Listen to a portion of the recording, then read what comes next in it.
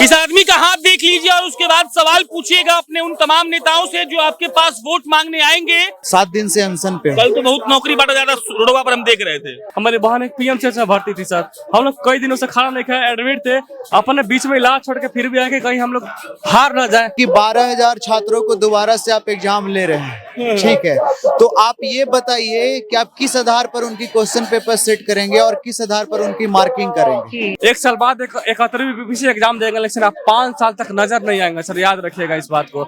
और सर बहुत अच्छा से सर आपको हम जवाब देंगे जब आप लोग वोट मांगने आएंगे सर। अगर हम रहे सर तो बहुत अच्छा तरीका से जवाब देंगे सर। वोट मांगने समय कि हम सब युवाओं की बात करते हैं सर। 7 निश्चय 1 7 निश्चय 2 जो है उन्होंने योजना चलाया था, उसमें युवाओं के लिए योजना चलाया था, महिलाओं के लिए योजना चलाया था सर। क्या योजना, यही योजना है सर कि छात्र रोड पर बैठे सर। गड़बड़ी हुई है तो री एग्जाम आपको लेना होगा। अगर ये बात नहीं मानेंगे तो मैं आखिरी दम तक, आखिरी सांस तक लड़ता रह जाऊंगा, लेकिन मैं यहाँ से उठूंगा नहीं। क्योंकि मुझे 2 दिन पहले मुझे हॉस्पिटल जब ले गया था तो मुझे कुछ पता नहीं गया तो मेरे साथ क्या हो रहा है। सरकार कहा था कि तू लोग चोर वाला लोग का टाइम पास करते रहो, का बात बा। कल कहाँ आपका जमीन मर गया था सर, महिला को जब मेल पुलिस द्वारा लाठी मारा गया सर, आप कहाँ चले गए सर? आप महिलाओं को मसीहा माना। सरकार का नौकरी बांटने का तरीका है वो। मेरा नाम संदीप है, मेरा नाम संदीप कुमार है। क्या हम छात्र नहीं है सर? छात्र नहीं है। इस आदमी का हाथ देख लीजिए और उसके बाद सवाल पूछिएगा अपने उन तमाम नेताओं से जो आपके पास वोट मांगने आएंगे और बड़े अच्छे से कहेंगे कि हम बिहार के उन लोगों के लिए काम करते हैं जो लोग बिहार के आखिरी पायदान पर खड़े रहते हैं। और उसके बाद आपके जानकारी के लिए बस इतना बता रहे हैं कि गर्दनी बाग में बैठे हैं। गर्दनी बाग में ऐसे कई लड़के हैं जिन्होंने कई दिनों से अन्न और जल ग्रहण नहीं किया है और उनकी सिर्फ इतनी सी मांग है कि बीपीएससी फिर से री एग्जाम करवा दे। आयोग इनको कहता है कि ये लोग नॉन सीरियस हैं, ये लोग बढ़िया लोग नहीं है और हो सकता है कि ये लोग अपने पास AK-47 लेकर आए हो और तड़तड़ा कर बिहार के मुख्यमंत्री को या बिहार के किसी मंत्री को गोली मारकर यहाँ से भाग जाएंगे। सच्चाई कितनी है हमको बताने की जरूरत नहीं है। और अब इनसे बात किया जाएगा, पूछा जाएगा कि भाई साहब सब लोग तो वहाँ बैठ के चिल्ला रहा है, आप खाना पीना छोड़कर लेटे तो हैं, लेकिन आपके मन में क्या चल रहा है? क्या नाम है आपका? मेरा नाम रवीश कुमार राज हुआ। कहाँ से? मैं गया से हूँ। गया से आए हैं जी। कितना दिन से हैं यहाँ? मैं यहाँ पे 9 दिन से हूँ, जब से पहले दिन से हूँ, और 7 दिन से अनशन पे। कल तो बहुत नौकरी बांटा जा रहा रोडवा पर हम देख रहे थे। अब नौकरी बांटा गया कल। वो नौकरी बांट रहे हैं और नौकरी कैसे बंट रहा है वो सबको अब जग जाहिर हो चुका है। देख लीजिए, अगर उनको नौकरी सही से देना होता तो अब तक हमारी बात मान लिया गया होता। क्योंकि 12,000 छात्रों को दोबारा से आप एग्जाम ले रहे हैं, ठीक है, तो आप ये बताइए कि आप किस आधार पर उनकी क्वेश्चन पेपर सेट करेंगे और किस आधार पर उनकी मार्किंग करेंगे। उनकी फिर आपने बोला था नॉर्मलाइजेशन नहीं होगा, फिर तो यहाँ पर नॉर्मलाइजेशन भी हो गया। तो आपके पास कोई पैमाना तो है नहीं।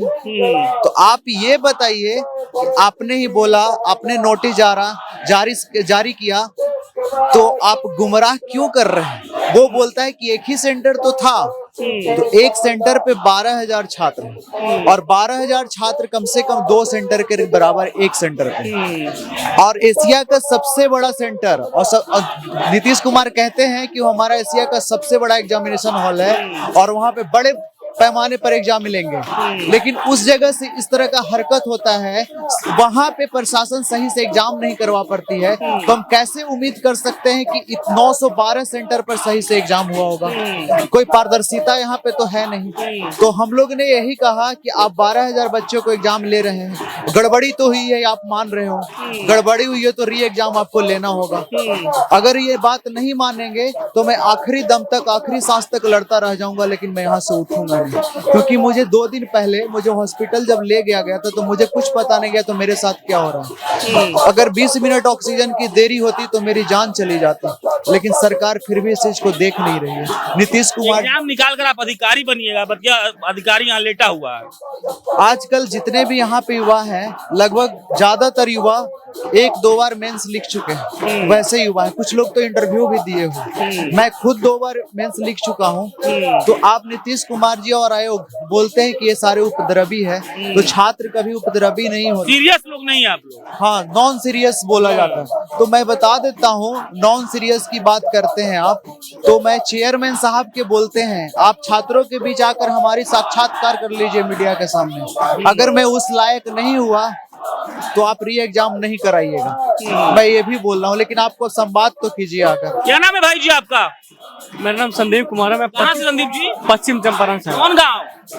नरकटिया का जैसा सरकार कहा था कि तू लोग चोर वाला लोग का टाइम पास करते रहो, जा का बात बा? सर, क्या अन्याय के खिलाफ लड़ना सर चोर का कार्य होता है सर। चोर रहते हैं सर, इतना सामने मीडिया के सामने बैठते हैं सर, अपना मांग को रखते हैं सर। सर हम कह रहे हैं कि सर इस सरकार से कर रहे हैं सर, माननीय मुख्यमंत्री, हम आपको वोट देकर मुख्यमंत्री बनाए सर, हमारे वोट की ताकत से आप मुख्यमंत्री बनाए। सर आप एक बात बताइए सर, आप तो बड़ी सर महिला सशक्तिकरण की बात करते हैं सर। कल कहाँ आपका जमीन मर गया था सर? महिला को जब मेल पुलिस द्वारा लाठी मारा गया सर, आप कहाँ चले गए सर? आप महिलाओं को मसीहा माना। सरकार का नौकरी बांटने का तरीका है वो क्या तरीका सर? आप ही समझ सकते हैं, इसे बताने की जरूरत नहीं सर क्या तरीका है सर। सर हम कह रहे हैं सर हमसे कि हम छात्र हैं सर, हमें पढ़ने दीजिए सर, हमें ऐसा नहीं व्यवस्था बने कि हमें रोड पे आना पड़े। हम कब तक रोड पे आएंगे सर? 66 में रोड पे आया सर, 67 में रोड पे आया सर, 70th बीपीएससी में रोड पे आ रहा है सर, कब तक रोड पे आएंगे सर? प्रगति यात्रा को कैसे देखते हैं आप? बिल्कुल सर, क्या प्रगति यात्रा कहेंगे सर? प्रगति यात्रा एक तरफ प्रगति चंपारण में से ही शुरू हुआ है, पता है ना? चंपारण से शुरू हुआ सर, चंपारण से शुरू हुआ। बताइए कि प्रगति यात्रा क्या कहेंगे? वहाँ प्रगति यात्रा महिलाओं के लिए कर रहे हैं, यहाँ महिलाओं को लाठी मार रहा है सर। कैसा प्रगति यात्रा आपका सर? क्या आपको नहीं समझ आ रहा सर? आपको सर, अब माननीय मुख्यमंत्री, आपको क्या आपको पता नहीं चला? आपको नहीं देखा कि महिला पुलिस को पेट में लात मारा गया? हमारी बहन एक पीएमसीएच में भर्ती थी सर, हम लोग कई दिनों से खाना नहीं खाए, एडमिट थे, अपने बीच में इलाज छोड़ के फिर भी आए कहीं हम लोग हार न जाए। हम इस अन्याय के खिलाफ, चूंकि हम आज अन्याय के खिलाफ हारेंगे तो आने वाले कई लोग जो है लड़ नहीं पाएंगे सर, इसलिए हम लड़ रहे हैं सर। क्योंकि हम चाह रहे हैं सर, आपसे अनुरोध है सर कि जो आप एक सोनू बन गया ना सर, बहुत सारे सोनू नहीं बनने दीजिए सर, तो यहाँ बहुत सारे सोनू बनने जा रहा है सर, आप इसको रोक लीजिए बहुत सारे सोनू को। इसी साल चुनाव है, लोग वोट मांगने आएगा आपके पास। कह रहे हैं ना सर कि हम तो पता नहीं रहेंगे ना रहेंगे, बात बता रहे हैं सर। फिर भी जो लोग रहेंगे 1 साल बाद 71वीं बीपीएससी एग्जाम देंगे, लेकिन आप 5 साल तक नजर नहीं आएंगे सर, याद रखिएगा इस बात को। और सर बहुत अच्छा से सर आपको हम जवाब देंगे जब आप लोग वोट मांगने आएंगे सर। अगर हम रहे सर तो बहुत अच्छा तरीका से जवाब देंगे सर। वोट मांगने समय कि हम सब युवाओं की बात करते हैं सर।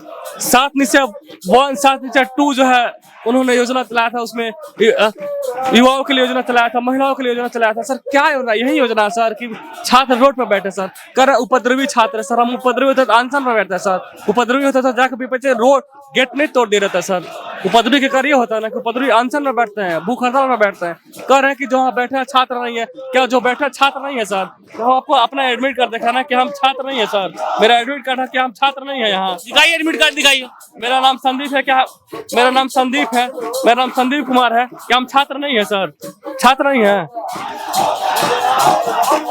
ये तमाम लोग हैं जो इस बात का गवाही दे रहे हैं कि सरकारों ने इनके लिए क्या किया है।